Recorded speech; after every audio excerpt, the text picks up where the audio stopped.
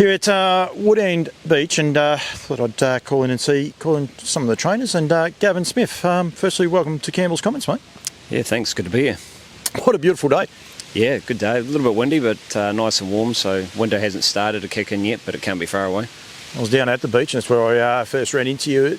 It's a pretty special place to train here. Firstly, that beach, it's pretty hard to emulate. I suppose the way it all works, the trip to the beach, then the working on this beautiful, groomed surface, if you like, because of the waves, and then the trip home. It's quite a unique area to work horses from, isn't it?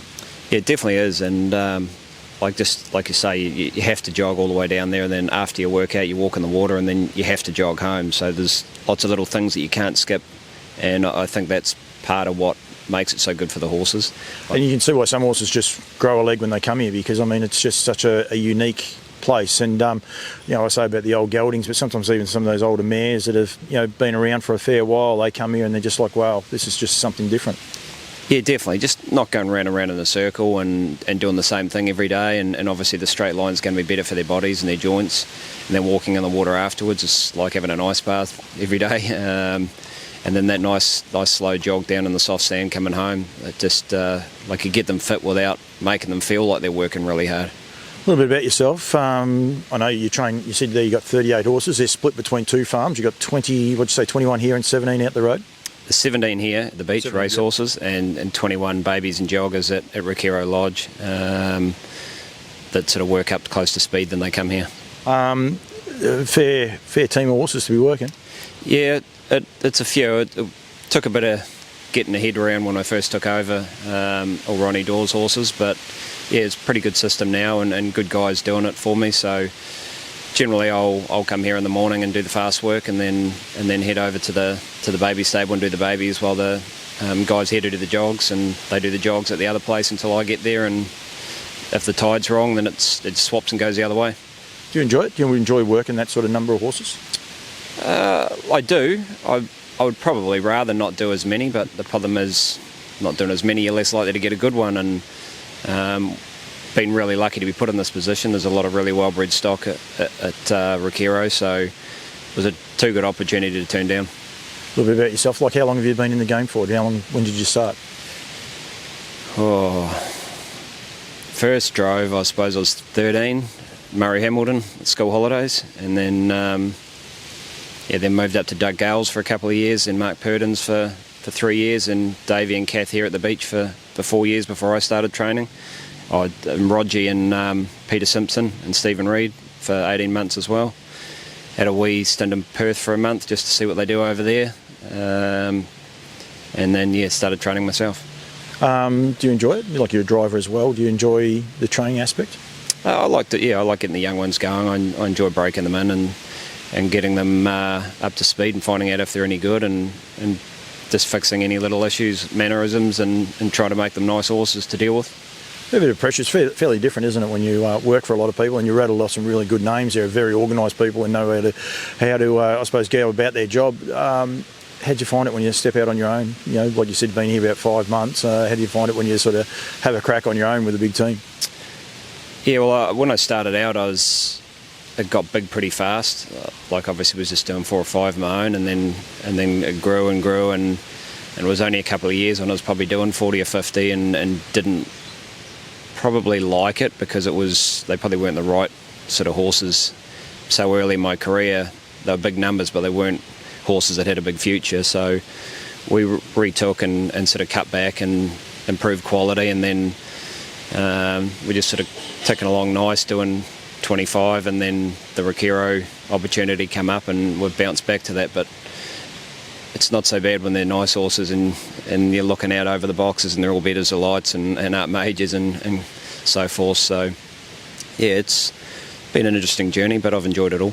Enjoy it and pressing on. Who's the best horse in the stable at the minute?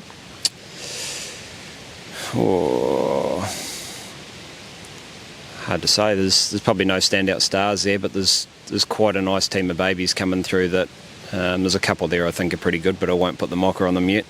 But yeah, we've got a few ready to kick off soon at the trials that go quite nice. the Recaro name starting to make its way over to Australia. Are they going to sell a lot of those, or is the idea to keep them and train them and keep them racing through here in New Zealand for as long as they can?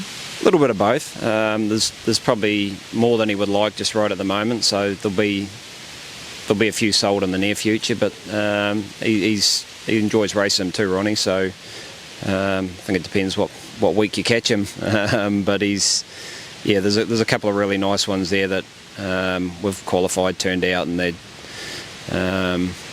they'll come back and do a really good job later in the season, so I think you'll probably enjoy racing those ones, but a little bit of both. It's later in the season. It's interesting now, isn't it? Because you get the winter off. You say there about the winter. It's one of the upsides, I think, to the new racing season, but it's also the downside is that you don't have these horses that probably have got plenty of potential and you're just sitting back waiting for them. It's probably a bit frustrating, isn't it? A little bit, but on the flip side, it's a lot better for the horses. Every year you've got those 2-year-olds that are good enough and you know it's probably not quite right, and you end up turning them out to do the right thing by them, and then you miss the season. So now those horses can have their chance without being detrimental to their well-being, and you can also buy a different kind of horse at the sales. Like, everybody wants to go and buy those little nuggety tanks that look like they're going to be champion 2-year-olds, but you've got to pay 6 figures for them.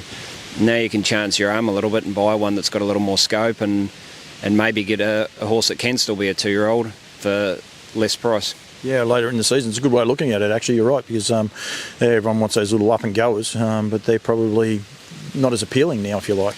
Well, they've always been out of range for me. But yeah, I just found some of the ones we bought that look like they take a wee bit of time have sort of matured fast enough. They'll probably make 2-year-olds this year, and they weren't the price that you would expect to be buying a 2-year-old for. Do you enjoy the game? You enjoy it? I mean, everyone has their days when it's not that great, but on a nice sunny day like today, there'd be worse jobs. Oh, look, I couldn't imagine me doing anything else. I love it to bits, and like you say, you get down the beach as the sun's coming up and it's a nice warm morning. There's nothing better. But hey, there's certainly problems the game's facing, and it's concerning. A lot of things probably need to change, but hopefully people smarter than me can sort that out. Yeah, we've got to all work together and try and get it going. And that's one of the things I do like about here. You guys seem to all work together. Yeah, it's a good community spirit here, and everybody looks out for each other. When something bad happens, you certainly notice everybody come together to support them. Yep. And everybody wants to see the game flourish. So yeah, I think the right moves are happening at the moment, and the right groups are starting to be put together, but there's a lot of work to be done. There is indeed. All right, mate, I'll let you go. You've got a full-on day. You've got to go and drive some babies in a minute. Davey's about to run us over with the tractor, so we might be in all sorts of trouble, but thanks for giving me a bit of time, mate, and all the best for the future. No worries. Thanks very much.